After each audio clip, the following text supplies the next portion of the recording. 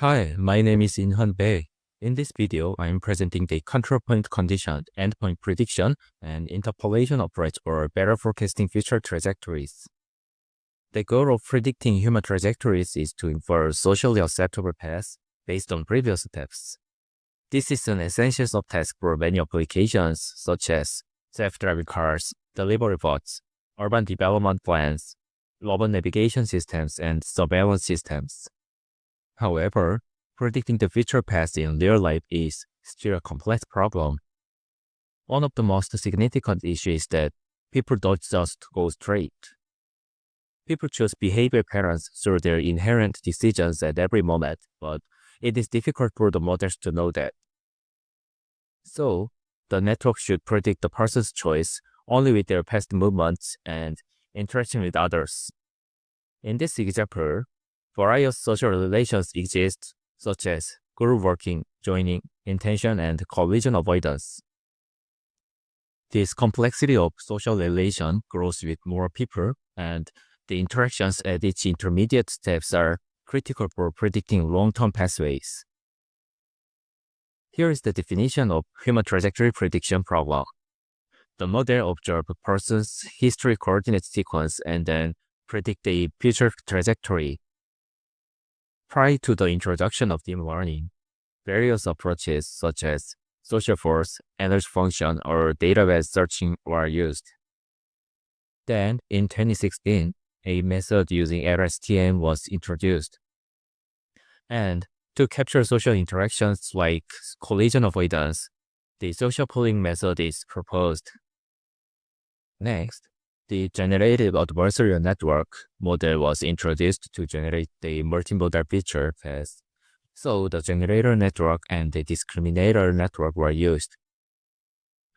But still, a recurrent method is used for trajectory sequence forecasting. Since then, conditional variational autoencoder architecture or graph neural networks have been introduced. These non-recurrent methodologies predict the future at once using MLP or CNN. However, both methodologies have pros and cons. The recurrent method have a problem that the final destination is biased because of the initial drift error accumulation. The non-recurrent method can avoid this problem, but it ignores possible social interactions in making long-term predictions. In this paper, we propose a better approach to take advantage of both methods. To achieve this, we introduced a concept of the control point. A set of control points allow the predictions to be sparse, so the network can successfully forecast long-term while capturing social interactions in the intermediate step. First, our graph-town model captures social interactions using a multi-relational pedestrian graph. Next, the model predicts a set of control points per pedestrian, which is a sparse intermediate goal. Next, the control points are accumulated to obtain the final destination, and the final trajectory is generated by correcting the linearly interpolated path using the correction vector field.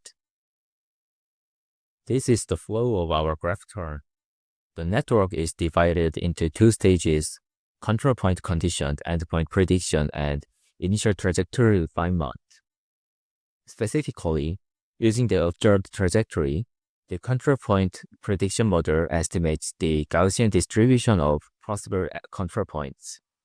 A set of control points are sampled over the distribution and then make summation to get the possible endpoint candidates. Using endpoint candidates, we initially make a trajectory using linear interpolation and then predict the correction vector field in the trajectory refinement module. Lastly, the final refined path can be obtained from when the summation of the initial trajectory and the correction vector field. Before training the network, we first define a ground truth control point.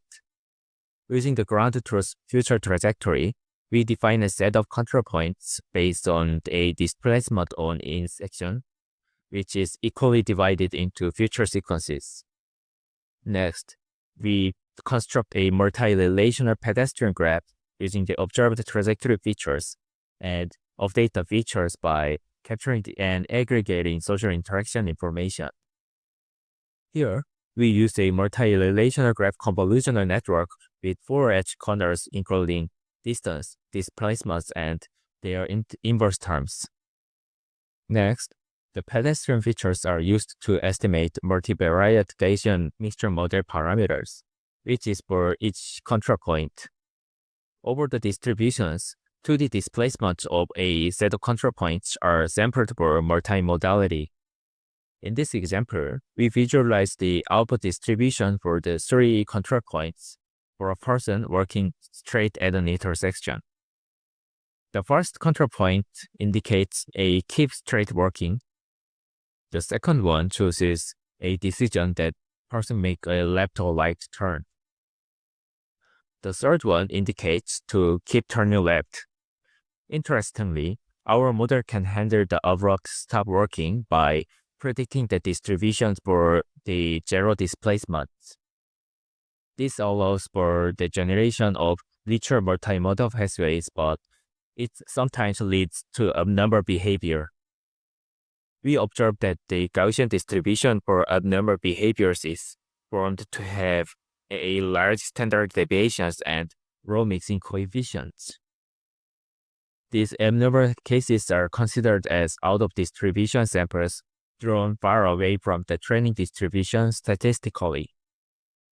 To address this issue, we devised a GMA pruning which cuts off a lower half of the bivariate Gaussians based on predicted mixing coefficients. Through the GMA pruning, potential control points can be assigned to effectively feasible areas without any increase or in the number of learnable parameters.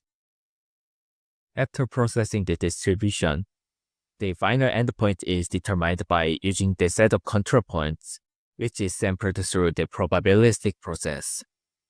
Because each control point represents a relative displacement from a previous point, the absolute coordinates of a final endpoint can be determined by adding all the control points to the last coordinates of the observed sequence. In the following stage, the endpoint candidates are used to generate a traversable path. Before feeding it to the network, we add an additional step for better training. For better training, we use not only a ground truth endpoint, but also all the predicted endpoints close to the ground truth. We first divide the endpoint candidates into a positive set and a negative set. And we concatenate the additional positive endpoints called guided endpoints because the number of positive sets might be extremely small during the initial training phase because the endpoint candidates are not yet converged. By this, both the control point prediction module and trajectory refinement module can be decoupled but jointly trained. Next, we created an initial trajectory by connecting the last coordinate of the observed path with all endpoint candidate sets. We used the initial interpolation strategy because people habitually work in the shortest route. Lastly, our graph term predicts the socially acceptable correction vector field, considering social interactions at all time steps. The correction vector field is added back to the initial trajectory and creates a natural one. To train our graph turn, we use two loss functions to train our two modules. For the control point conditioned endpoint prediction module, we maximize an expectation by summing the probabilistic density functions for all the predicted control point distributions and pedestrians. For the initial trajectory refinement module, we minimize the mean square error between a refined trajectory and a ground truth one.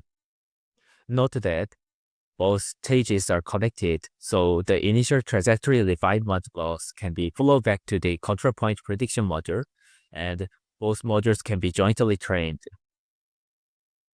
This is the visualization of our graph turn prediction results. Our graph turn predicts accurate features even in the harder examples like collision avoidance and sudden stop or stop and go.